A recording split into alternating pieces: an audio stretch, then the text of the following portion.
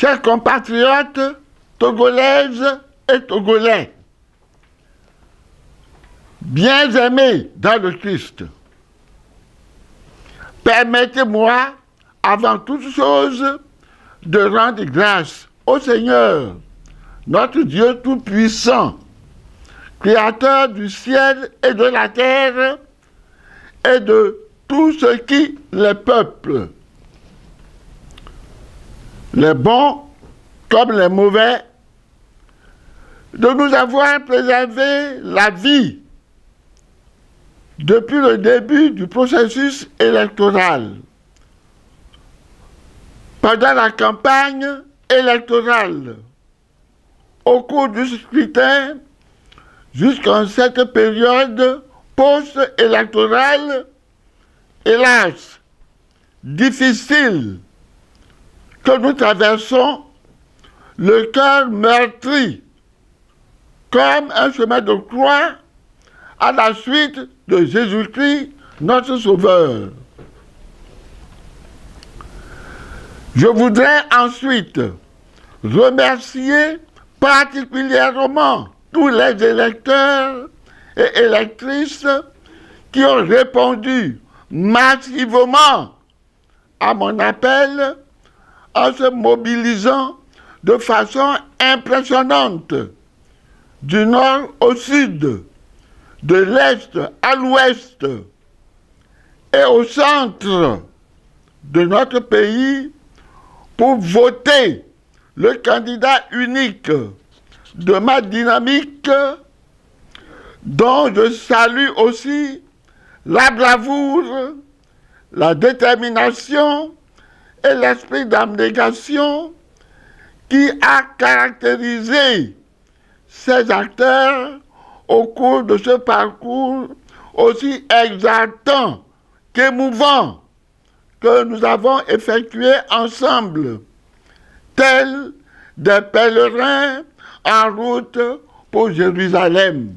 Enfin, je dis un vibrant et cordial merci aux personnes du troisième âge qui se sont mobilisées ce vendredi 28 février 2020 au mépris de leur vie, alors que j'étais moi-même séquestré par des forces de l'ordre sous l'instigation du pharaon togolais Faure Gnassingbé, au cœur endurci, pour manifester leur désaccord face au règne de la dictature, de la terreur, de la gabégie, du pillage organisé des richesses de notre pays et de leur gaspillage avec des rapaces étrangers sans foi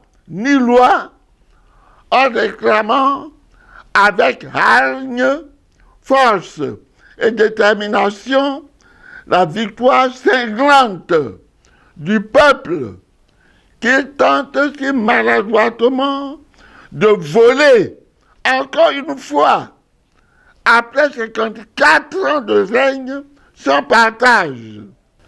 Merci donc à vous, personnes du troisième âge, vaillants défenseurs de la patrie, qui avez, par cet acte, à la suite des pères de l'indépendance, montré de façon indéniable aux jeunes, vos enfants et petits-enfants, le sens intrinsèque de l'honneur et de la dignité. Chers compatriotes, comme vous le savez, la nation est en danger, en grand danger. Mais, comme nous l'enseigne l'hymne national de notre chère patrie, que viennent les tyrans, ton cœur soupire vers la liberté. Vainquons ou mourons, mais dans la dignité. Alors, en ma qualité de pasteur conducteur du peuple, du troupeau du Seigneur, notre Dieu, je vous invite à vous lever comme un seul homme pour donner l'assaut final à ce clan de voleurs, de brigands, d'assassins et de pyromanes qui s'accaparent sans vergogne les biens de notre pays et écrasent sans pitié les pauvres filles et fils de la terre de nos aïeux, privés de tous leurs droits. À l'exemple du peuple d'Israël, à la conquête de la terre de Canaan, prenons nos responsabilités et chassons du pouvoir les usurpateurs de nos biens qui nous opposent, les bras armés de nos propres frères qui ont aussi intérêt de voir libérer définitivement notre pays. Confère Josué 10, 40. À partir de ce vendredi 5 mars, j'invite tous les Togolaises et Togolais, hommes, femmes, jeunes et vieux, à se lever dans tous les quartiers, villages, cantons et villes de notre pays pour mettre dehors, par tous les moyens, les imposteurs qui cherchent encore à voler notre victoire. Je demande aux forces de l'ordre et de sécurité de se mettre du côté du peuple, du droit et de la vérité en vue de neutraliser les suppôts de Satan qui embrigadent notre pays depuis 54 ans, à l'exemple de leurs frères d'armes de la Tunisie, du Zimbabwe, de l'Ouganda. L'heure de Dieu a sonné. N'ayez pas peur, car si Dieu est avec nous, qui peut être contre nous? Romains, chapitre 8, verset 21. Il nous a donné la victoire. Défendons-la. Souvenez-vous de ce que Dieu a fait au peuple d'Israël quand il était poursuivi par le Pharaon et son armée face à la mer Rouge. N'ayez pas peur, car l'heure est arrivée pour que Dieu anéantisse le Pharaon, que dis-je, fort et son clan dans la mer. Exode, chapitre 14, versets 21 à 30. La communauté internationale est prête à nous soutenir cette fois-ci. Mais, malheureusement, comme à l'accoutumée, elle attend de s'abreuver du sang d'innocentes victimes avant de réagir. C'est bien dommage. Je lance en conséquence un dernier vibrant appel à la France. Ô France, fille aînée de l'Église, qu'as-tu fait de ton baptême? France, et Noah, à l'Allemagne, notre premier historique partenaire au développement, aux États-Unis d'Amérique, pays des grandes libertés et de la vraie démocratie,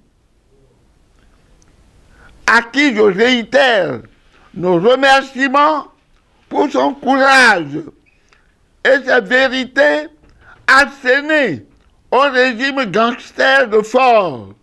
Continuez et terminez en beauté ce que vous avez si bien commencé. À l'Union européenne, modèle de promotion des droits humains. Aux Nations Unies, baromètre et promotrice par excellence du concept des droits universels de l'homme. Faites entendre vos voix. À l'Union africaine, UA, dont les observateurs ont été très décevants et complices de la forfaiture. Lavez la honte de votre visage. À la CEDEAO, oh CEDEAO, ne pouvez-vous rien faire pour vous racheter? Et enfin, au Saint-Siège, ma raison d'être et premier fondement de mon espoir, dernier rempart, lorsque toutes les forces terrestres ont échoué. Venez au secours du Togo. Saint-Père, pour le triomphe du règne de la liberté, de la justice, la vérité et la paix. Je terminerai mon propos en réitérant mon appel à tous les Togolaises et Togolais à se lever partout sur l'ensemble du territoire jusqu'à la libération totale de notre pays. Bravons tous les interdits, la peur, la faim, le harcèlement, la poursuite et même le sacrifice suprême pour sauver notre pays. C'est nous qui avons gagné. C'est Gabriel Mensah Agbeyome Kodjo qui a gagné. C'est Dieu lui-même qui nous a fait ce don. Clamons-le fort aux yeux du monde. Et que le Dieu Tout-Puissant lui-même, le Père, le Fils et le Saint-Esprit, bénisse tout le monde et tout notre pays. Amen.